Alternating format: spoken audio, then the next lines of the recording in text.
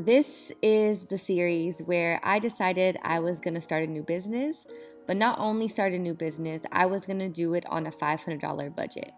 I was really inspired to do this to help that college girl that was me in 2015 accomplish her goals and have a little bit more guidance.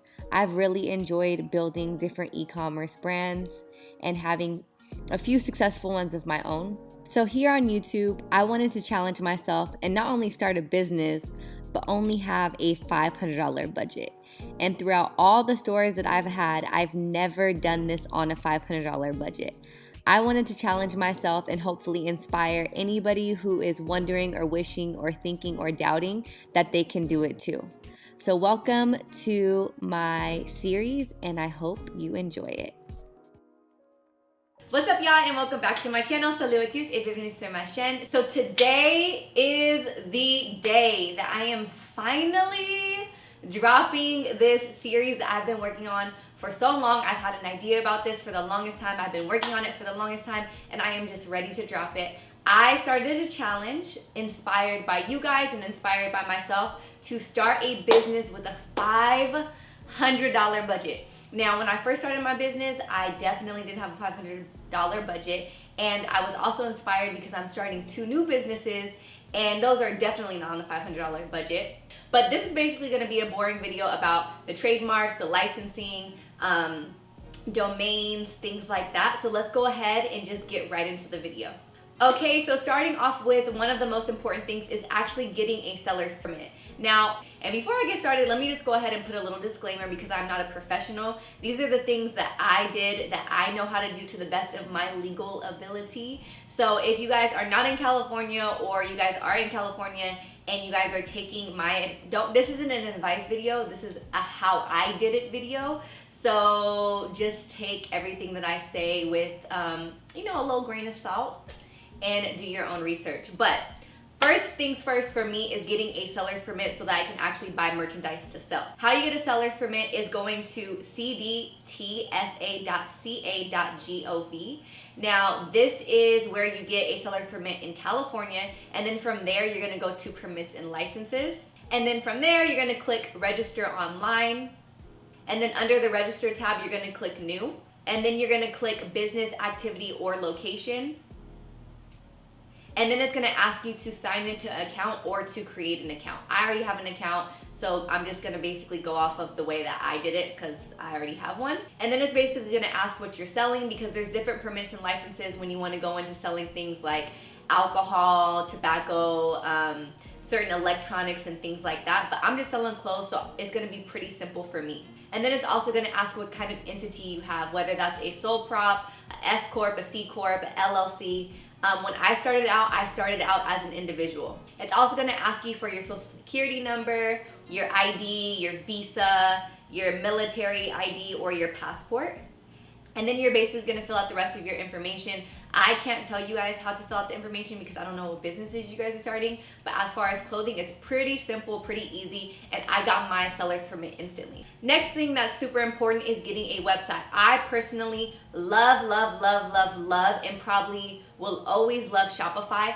Their back end is amazing. Their e-com support is amazing. The apps that they have is amazing. The templates are amazing. It's super easy to use, and you can really get a back end look at the analytics of people who are buying your products, where they're coming from. In my experience, I've tried Wix. I tried Wix a long time ago, like in 2013, 2014. I know they personally have up their back end, but for me personally, I'm good and safe with Shopify, and that's what I'm rocking with. Now, another good thing about Shopify is they do have a 14-day free trial where you could basically try out the website, see if you like it, you can design it, and see if it's something that works for you. After that, then they do go into different plans. I believe the plans start at $29.99, $79.99, and then $299. It all kind of just depends on what you're actually needing for your website. I personally started out with the $29.99 plan, and it's worked for me. Another thing that you're gonna need is a domain. Now, a lot of these websites where you can host and have your website on their platform will allow you to have a domain for free, but it's gonna say .myshopify.com or .mywix.com.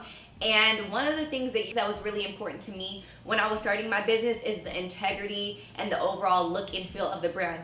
Even if you're just starting out, girl, you gotta act like you got everything in line and in order. So one of the things that I chose to invest in was buying a domain, especially because I knew this was gonna be a long time brand. It's something that I invested my time, my energy, my money into, so I had no problem buying the domain. Now Shopify now offers you to get a domain through them, which is only $14 a year, but since we are on a budget and it's really, really tight, I'm gonna go check on GoDaddy. GoDaddy is actually where I pretty much got every single one of my domains that I've had throughout my all of my drop shipping companies and my e-com companies. I also like GoDaddy because they also allow you to have an email with your domain at the end. So like, for example, info@thefindguru.com. It just adds that professionalism to your business and the integrity of your brand, in my opinion. So if you go to GoDaddy, not only can you search to see if the domain is available, it will also give you other domains that you could possibly choose from if your domain is not available. So the domain that I'm looking for is available and it's only $11.99.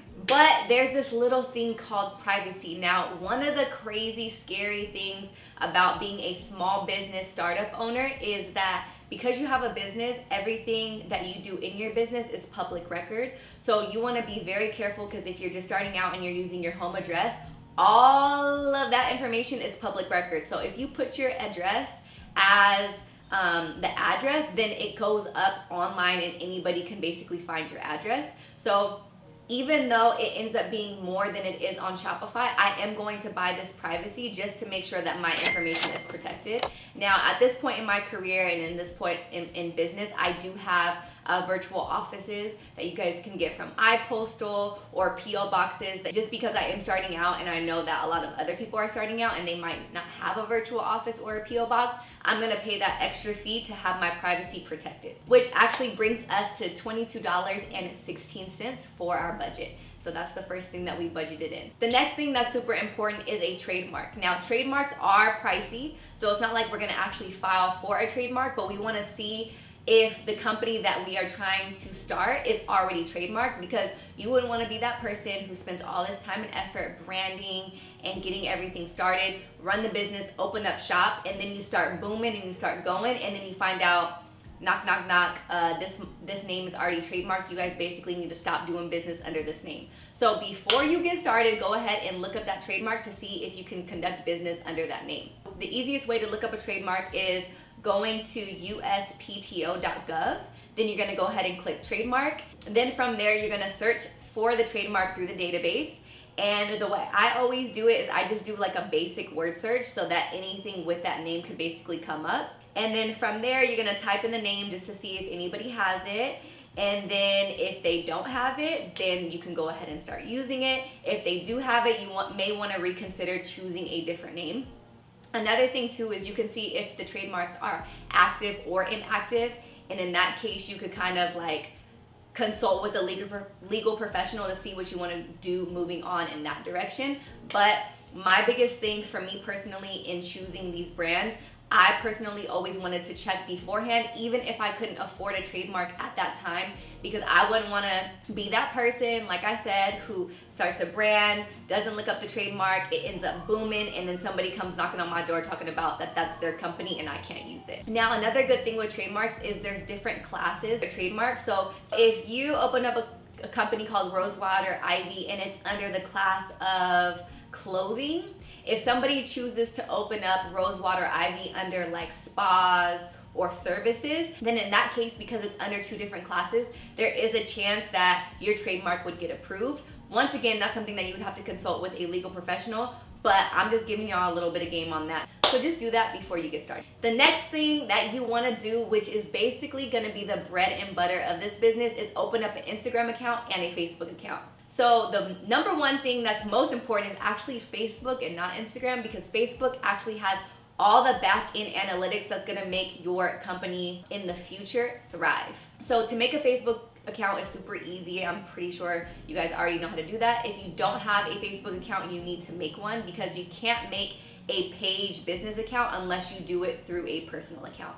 So first, make a Facebook account. Then you're gonna wanna click in the corner and click create.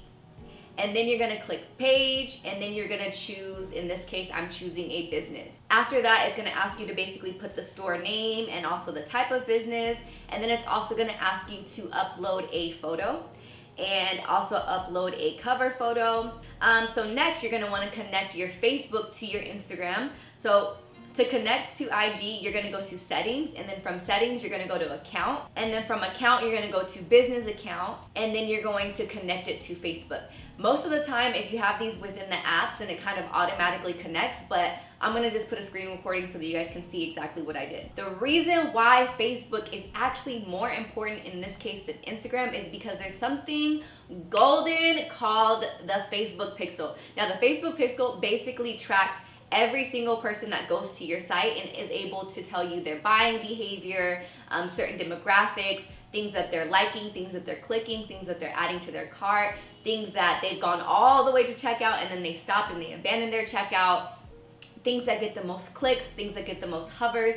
It's basically gonna tell you everything. And then in this case, a lot of people don't like this, but I know all of us have been on a website and we're trying to buy this dress or trying to buy these shoes, and then the next day we're on Instagram and then we see an ad for that exact item. That's basically because of the Facebook Pixel. So the Facebook Pixel allows you, once you have the budget and you're a little bit more knowledgeable, to target Facebook ads to people who have already clicked on your items. So this Facebook Pixel is important. So to get this Facebook Pixel, you are going to go to the Business Manager.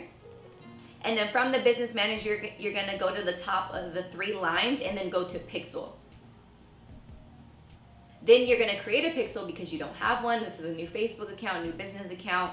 And then from there, you're gonna create a pixel and it's gonna take you through everything step by step. Facebook is super easy to follow because they give you pictures, and then from there, you're gonna go to Shopify in the preferences and you're gonna add your pixel in there, and I will show you that in a later video. Another thing that is beneficial when you're starting a business is to get an EIN number, which is basically a replacement for your social security number, so you're not using that for everything. That basically concludes today's video. Those are the basics that I needed to start my business in a legal, professional manner. Once again, this is not advice. This is basically just what I did to conduct my business and start my business up. If you guys have any questions, please consult a legal professional. I'm not a legal professional, so I'm not gonna be able to answer your questions. Also, something that I don't say that I need to start saying is, please, you guys, like this video and don't forget to subscribe to my channel. This is video 1 of the series. Don't forget to check out video 2 or stay tuned to video 2 if you're watching this in live time. Thank you guys so much for watching my video, and I will see you in the next upload.